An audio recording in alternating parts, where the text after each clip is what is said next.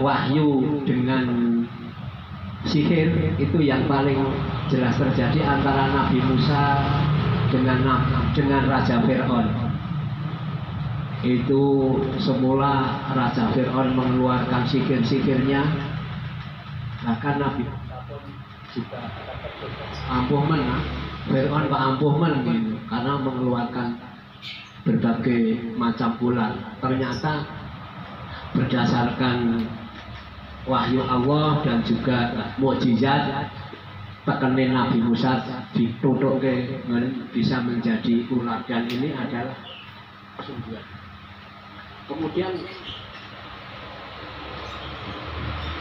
Kemudian Nabi Muhammad pun meramalkan yang ke depan itu pun berdasarkan wahyu.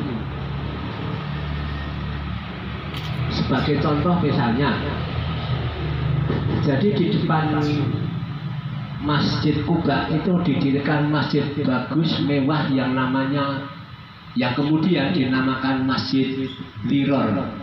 Itu utusan dari mereka mendatangi Nabi Muhammad untuk sholat di sana, untuk mengisi pengajian, untuk meresmikan.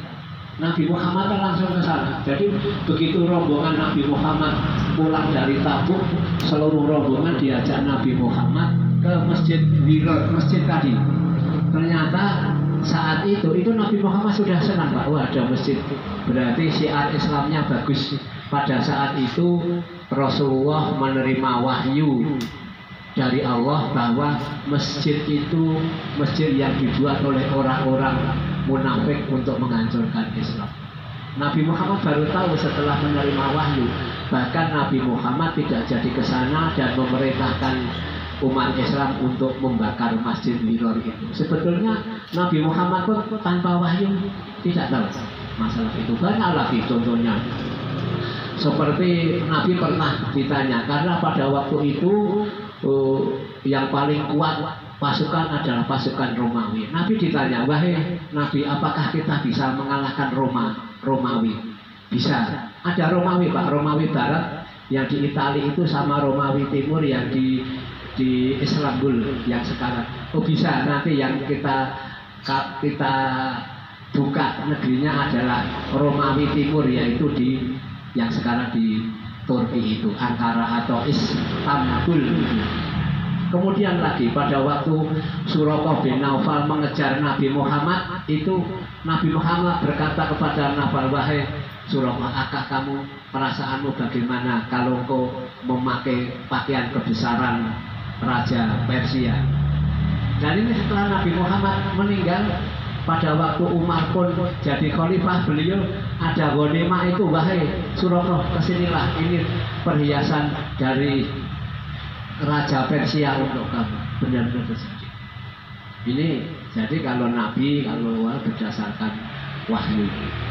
Dan kemudian pertanyaannya, apakah mungkin ilmu-ilmu demikian itu nyata? Ini pertanyaannya. Apa mungkin bangsa sihir, bangsa dukun kuwi cocok? Bener. Para hadirin, ada kemungkinan bener. Ada kemungkinan bener. Walaupun secuil sedikit. Karena apa? Diceritakan bahwa jin itu datang ke sana mencuri ilmu Allah. Mencuri ilmu Allah, kemudian dicuri karena konangan sering dilempar oleh Allah dengan bintang-bintang itu sehingga lari. Dari hasil curiannya ini kemudian oleh jin dibisikkan kepada dukun. Jadi bisikannya itu bisa salah, bisa salah dan tidak komplit sehingga bisa. Jadi itu mungkin. Karena apa? Karena ilmu Allah itu adalah sangat luas, sebagaimana disebutkan di dalam Al-Quran, a'udzubillahi minasyaitonirrajim, lautan al-bahro midada li kalimatillah. Seandainya air laut itu kamu jadikan tinta untuk menulis ilmuku, maka air laut itu habis, ilmuku belum habis. Bahkan faja'a bimislihi, bahkan kalau kami mendatangkan air laut sebanyak itu tadi dan dijadikan tinta untuk menulis, maka tidak akan tidak akan bisa menulis semua ilmu. Itu adalah sudah nas dari Allah bahwa Allah itu memang ilmunya sangat luas. Sehingga bisa juga dukun itu misalkan berkata 10 tentang sidik yang cocok, bisa mungkin karena jin itu memang mencuri ilmu-ilmu Allah itu ya. Bisa juga cocok. Kemudian apa hukumnya kita ke dukun? Itu tadi saya baca sepintas ada hadis yang mengatakan sholatnya tidak diterima 40 dino gitu ya Pak ya. Selain itu demikian di dalam Al-Quran demikian. A'udzubillahi minasyaitonirrajim. Ya ayyuhalladzina amanu innamal khamru wal maisiru wal ansabu wal azlamu min amalis syaiton fajtanibu la'allakum tuflihun.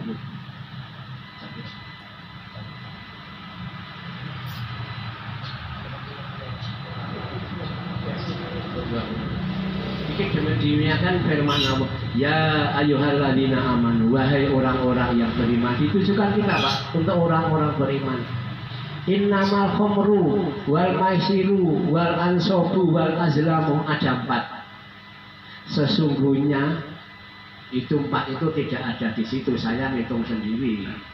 Innamal khamru, sesungguhnya khamar atau minuman keras atau minuman yang memabukkan. Wal maisiru, dan judi. Innamal khamru wal maisiru wal ansabu, dan pada berhala itu, percaya pada berhala, patung-patung. Wal azlamu, dan mengundi nasib. Innamal khamru wal maisiru wal ansabu wal azlamu min amali syaiton. Itu adalah perbuatan setan. Jadi Bapak, wajtanibu, maka jauhilah. Jadi ada 4 bahwa sesungguhnya khamr walaupun enak, tapi itu adalah perbuatan setan dan kita diperintah untuk menjauhinya. Wajtanibu. Yang kedua wal maisir. Wal maisir itu apa tadi? Berjudi. Kemudian wal ansabu. Wal ansabu itu adalah kalau wal azlamu itu mengundi nasib. Wal ansabu berhala. Jadi ada 4 hal, saya ulang. 1, minuman keras atau khamr. Kemudian yang kedua berjudi. Yang ketiga memuja patung berhala. Kemudian yang keempat mengundi nasib. Walaupun di situ dikatakan mengundi nasib dengan panah, tapi setelah dari para mufassirin, ahli tafsir, ya ora panah tok, ya tadi dikatakan Pak Sidik apa tadi, kartu domino tadi dan macam-macam. Itu adalah perbuatan. Walaupun berjudi memang mungkin ada kebaikan juga, tapi itu kita dilarang. Tujuannya apa? La'allakum tuflihun. Kamu menjauhi pada itu dengan harapan semoga engkau menerima kebahagiaan. Jadi yang ini yang masalah dukun tadi itu, yang nyanggone dukun periwangan itu termasuk di dalam kelompok wal azlamu, mengundi nasib. Nasibe apik takon nasibe apik, kok nasibe ora apik tanya dukun, gen apik kudune ngene, gen kowe ora rekoso kudune ngene. Itu termasuk kelompok wal azlamu. Innamal khamru wal maisiru wal ansabu wal azlamu min amalis syaiton. Apa Pak? Rijsun. Oh rijsun. Iya. Tapi kalau yang di ayat lain Pak, yang di ayat ini hanya 4 itu. Mungkin rijsun min amalis syaiton. Itu jadi masalah. Dukun bisa juga terjadi, bisa juga cocok, bisa juga karena mengingat ilmu Allah itu sangat luas.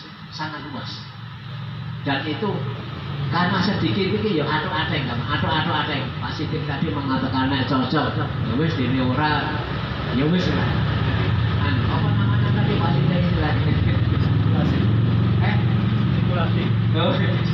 ya spekulasi. Dulu ya Pak, monggo Pak, silakan.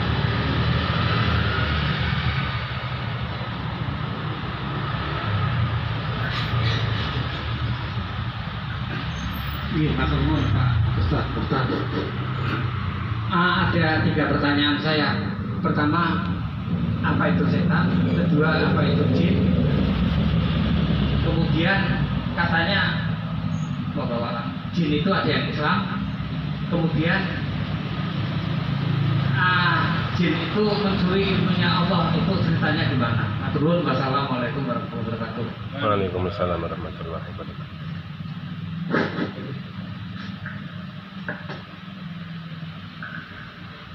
Mungkin mengenai setan saya juga kurang paham asal terjadinya, tapi yang kita paham tadi yang kedua saja. Kalau setan itu kan terbuat dari api, kalau malaikat dari nur. Kemudian kalau jin itu memang ada yang melaksanakan ibadah dan juga ada yang tidak, karena hampir seperti manusia jin itu. Tapi seandainya pun dia itu beriman Islam dan beragama sesuai dengan kita, seandainya pun kita percaya pada jin, iso tergelincir. Karena apa?